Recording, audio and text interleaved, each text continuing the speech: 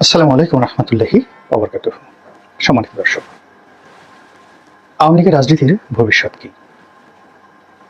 এই দলটির পরিণতি কি পাকিস্তান জমানার যে মুসলিম লীগের মতো হবে,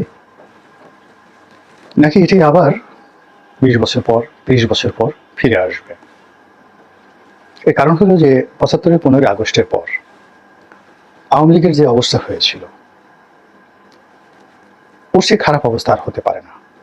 এর কারণ হলো, এখন বাংলাদেশে ধরেন আওয়ামী লীগের যারা নেতাকর্মী রয়েছেন, যাদের বিশাল একটা সামাজিক বিস্তৃতি রয়েছে, অর্থাৎ আওয়ামী লীগের সঙ্গে যারা সরাসরি সম্পৃক্ত তাদের খুব অল্প সংখ্যক, বড়জোর 3-4 লোক পালিয়েছে দেশ ছেড়ে, নট মোর দ্যান দ্যাট। আর লাখখানিক লোক, সাকুল্যে লাখখানিক লোক বাস্তুচ্যুত হয়েছে। উপজেলায় বাড়ি, এক উপজেলা থেকে আরেক উপজেলা এসেছে, একলে 1 লাখ। আর বাকি যারা আছে, গত 15 বছরে যারা ধনী হয়েছে, দাপট দেখিয়েছে, সমাজের উপর ছড়ি ঘুরিয়েছে, যারা অত্যন্ত, যাকে বলে ইতিহাসের সবচেয়ে সুন্দরতম সময়ে একজন মানুষের যা যা হয়, রূপ থাকে, যৌবন থাকে, টাকা থাকে, পয়সা থাকে, পদ থাকে, পদক থাকে, সবকিছু নিয়ে তারা আছে সমাজে।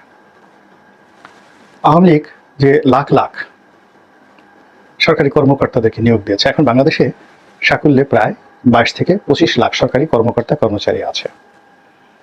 গত 15 বছরে যদি এদের মধ্যে অন্ততপক্ষে 10 থেকে 12 লাখ লোক নিয়োগ করা হয়ে থাকে, 10 থেকে 12 লাখ, সেটা পুলিশের কনস্টেবল, ইউনিয়ন পরিষদের সচিব, তারপরে গ্রাম্য ডাক্তার, গ্রামের যে স্বাস্থ্যকর্মী থেকে শুরু করে প্রাইমারি স্কুলের টিচার, এরকম ধরুন 12 থেকে 15 লক্ষ লোক গত 15 বছরে সরকারি কর্মে নিয়োজিত হয়েছে আওয়ামী লীগের দ্বারা।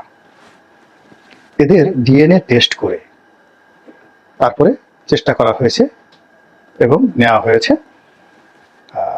সরকারি চাকরি দিতে। জয় বাংলা, আওয়ামী লীগ, নৌকা, এই ডিএনএ টেস্টগুলো তারা করে তারপরে তারা চাকরিতে ঢুকিয়েছে। 2 নম্বর হলো যে ঘুষের মাধ্যমে কিছু লোককে ঢুকিয়েছে। এখন তারা জামাত করুক আর বিএনপি করুক, যারা ঘুষ দেয় এবং ঘুষ গ্রহণ করে এবং ঘুষ দিয়ে চাকরি পায়, এই উভয় শ্রেণীর উপর লানত, এবং এরা ভালো মানুষ না, এদের মধ্যে খারাপ মানুষ আর নেই। ফলে আওয়ামী লীগ জমানাতে যারা ঘুষ দিয়ে চাকরিতে ঢুকেছেন, তারা যদি বিএনপি করেন, আওয়ামী লীগ করেন, জামাত করেন, যে দলই করেন না কেন, 1 নম্বর কথা হলো এরা খুবই ভালো মানুষ নয়, খুবই খারাপ মানুষ, এবং তাদের অনেকের চরিত্র ঠিক মন্দ প্রাণীদের মতো, সেই ঘুষখোর। ফলে আপনি তাদের কাছ থেকে কখনো ভালো কোনো কিছু আশা করতে পারেন না। 3 নম্বর একটা গ্রুপ আছে, যে গ্রুপটা পিতার নাম পরিবর্তন করেছে, অনেক ভুয়া মুক্তিযোদ্ধা হয়েছে, বানিয়ে ফেলেছে। এটা অনেক বিএনপির পরিবারের সদস্য চাকরি পাওয়ার জন্য জয় বাংলার স্লোগান দিয়েছে।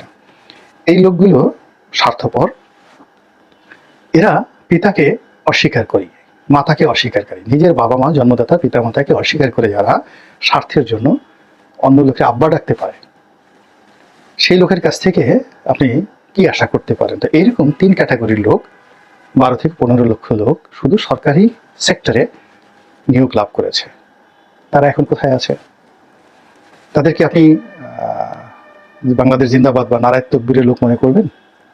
আমার তো মনে হয় না। এরপরে গত 15 বছরে যারা ব্যবসা প্রতিষ্ঠানের মালিক হয়েছে, মার্কেটের মালিক হয়েছে, মার্কেট কমিটির সভাপতি হয়েছে, চেয়ারম্যান, মেম্বার, এমপি, অর্থাৎ রাজনৈতিকভাবে গত 15 বছরে অ্যাট লিস্ট 1 লাখ লোকের পুনর্বাসন হয়েছে, আর বেশি যদি মেম্বার ধরেন। গ্রামে কিন্তু একটা মেম্বারের অনেক ক্ষমতা, এবং গড়ে 3 থেকে 4 হাজার লোক, সেই 4 হাজার লোকের উপর একজন মেম্বারের যে প্রভাব, এটা আপনি ঢাকার শহরে কোনো এসপিকে দিয়েও আপনি সেটা করাতে পারবেন, একটা মেম্বার তার এলাকাতে যেটা করতে পারে। তো গত 15 বছরে যে সকল মেম্বার আছে, তো ধরুন প্রায় 7,000 ইউনিয়ন পরিষদ, একটা ইউনিয়ন পরিষদে যদি 10 জন করে থাকে, মানে অ্যাভারেজে 9 জন, বাট আমি 10 জন ধরে এলাম একটা এসে, তো এখানে 70,000 মেয়েতে 7,000 চেয়ারম্যান আছে, উপজেলা চেয়ারম্যান আছে, ভাইস চেয়ারম্যান আছে, মহিলা ভাইস চেয়ারম্যান আছে, পৌরসভা আছে, কাউন্সিলর আছে, এমপি। এদের মধ্যে আবার এই যে নির্বাচন গত বছর যারা হয়েছে, এই বছর তারা হয়নি, তাহলে 3 গুণ ধরেন, যে কয়টা পদ পদবি আছে তার 3 গুণ লোক এইবার হয়েছে, গতবার হয়নি। তো সব মিলিয়ে ধরেন রাজনৈতিক অঙ্গনে আমার তো মনে হয় 10 লাখ লোক যারা মন্ত্রী, এমপি থেকে মেম্বার পর্যন্ত হয়েছে, হওয়ার দৌড়ে ছিল। একবার হয়েছে, দ্বিতীয়বার হয়নি, আবার তৃতীয়বার হওয়ার জন্য চেষ্টা করেছে। এই জয় বাংলার লোকগুলো কোথায়? এই বাংলায় আছে। তাদের গরু আছে, ছাগল আছে, হাঁস আছে, মুরগি আছে, ব্যবসা আছে, বাণিজ্য আছে, সব আছে। এখন এই তাদের চোখের সামনে আপনার কোনো সংগঠন নাই, আপনার টাকা নাই, আপনার বয়স নাই, অভিজ্ঞতা নাই, কোনো কিছু নেই। আপনি অল অন এ সাডেন যে কোনো একটা পরিবেশ পরিস্থিতির কারণে ম্যাজিক্যালি আপনি বলবেন যে আমি এদের উপর প্রভাব বিস্তার করব। এটা হয় না, এটা কখনো হয় না। তো কাজে আওয়ামী লীগের যে রাজনীতি, সেই রাজনীতিটাকে কেউ উপেক্ষা করতে পারছে না। ডক্টর মোহাম্মদ ইউনূসও পারছেন না, আর বিএনপিও পারছেন না, জামাতও পারছেন না। আর না পারার কারণে এই শেখ হাসিনাকে ধরে আনো, বিচার করো। আওয়ামী লীগের ওই লোকটা কি করলো? জাহাঙ্গীর কবির নানক কবে বক্তৃতা দিল? বাহাউদ্দিন নাসিম কেন বাইরে থেকে বক্তৃতা দিচ্ছে? পারলে বাপের বেটা হইলে বাংলাদেশে আয়। তোর কত বড় সাহস! অর্থাৎ তারেক রহমান সাহেবকে নিয়ে মূলত বিএনপিকে ভয় পেয়ে বলেছে। বিএনপিকে তারা ধ্বংস করতে পারেনি। আবার এখন আওয়ামী লীগকে কেন্দ্র করে যে সকল কথাবার্তা হচ্ছে, সেগুলো মূলত আওয়ামী লীগকে ভয় পেয়ে। মানে মানুষ যখন কোনো কিছু ঘৃণা করে, সেই ঘৃণিত বিষয়ের নামও সে মনে করতে চায় না।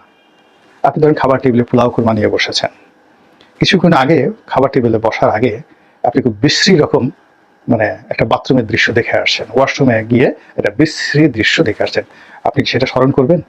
স্মরণই করবেন না। তো মানুষ ঘৃণিত বিষয়গুলোকে কখনো স্মরণ করে না, ভুলে যায়। কিংবা যে বিষয়গুলো শুনলে তার মেজাজ গরম হয়ে যায়, ভীষণ রকম মেজাজ গরম হয়ে যায়, সেই বিষয়গুলো সে অ্যাভয়েড করে, সে লা হাওলা ওয়ালা কুওয়াতা ইল্লা বিল্লাহ বলে, শুনলে মেজাজ গরম হয়ে যায়। তা আওয়ামী লীগের বিষয়টা যদি ঘৃণার থাকতো আর শুনলে মেজাজ গরম হতো, তাহলে তাদের নাম উচ্চারিত হতো না। আমরা কেন বারবার তাদের নাম উচ্চারণ করছি? বিকজ এই সংগঠনটিকে আমরা ভয় পাচ্ছি। এই ভয়কে যদি জয় করতে হয়, তাহলে আপনার সময় নিতে হবে এবং সেই সংগঠনটার বিপরীতে আরো বড় সংগঠন আপনাকে গড়ে তুলতে হবে। এছাড়া আপনি এই ভয় থেকে কিয়ামত পর্যন্ত মুক্ত হতে পারবেন না। অনেকে বলার চেষ্টা করছেন যে এদের অবস্থা মুসলিম লীগের মতো হবে, এবং আওয়ামী লীগের খুব বড় একজন নেতা, খুবই বড় একজন নেতা আমাকে একদিন টেলিফোন করে তিনি আফসোস করে বললেন যে এই যে সোনার ছেলেরা এই বিপ্লব করেছে, তার সঙ্গে শেখ হাসিনার শেষ দিকে সম্পর্ক খারাপ হয়ে গিয়েছিল, এবং তিনি আশঙ্কা করছিলেন যে শেখ হাসিনা যদি আর কিছুদিন ক্ষমতায় থাকতেন তাহলে সেই ভদ্রলোকে কাজে তিনি বলেন যে এই ছেলেগুলো আল্লাহর প্রেরিত অলি আল্লাহ, এরকম এরা না আসলে আমার যে কি অবস্থা হতো। আমি তোমাকে একটা কথা বলি যে আওয়ামী লীগের অবস্থা মুসলিম লীগের মতো হবে। অনেকে আমাকে বলেছে আওয়ামী লীগের নেতৃত্বে আসার জন্য আমি মরে গেল, এই দলের নেতৃত্বে আসবো না, এটা মুসলিম লীগের মতো পতন হবে। যেহেতু তিনি বয়স্ক মানুষ, ভদ্রলোক মানুষ, 6-7 বার 8 বার এমপি হয়েছেন, মন্ত্রী হয়েছেন, তা আমি এই কথাগুলো নিয়ে তার সঙ্গে বার্গেনিংয়ে আসিনি। এর কারণ হলো যে বাংলাদেশে আওয়ামী লীগের অবস্থা মুসলিম লীগের মতো হবে না। আপনি দেখুন, মুসলিম লীগটা গড়ে উঠেছিল, এখানে দুটো শব্দ ছিল। প্রথমত মুসলিম শব্দটি, যেটা জামাতের আছে,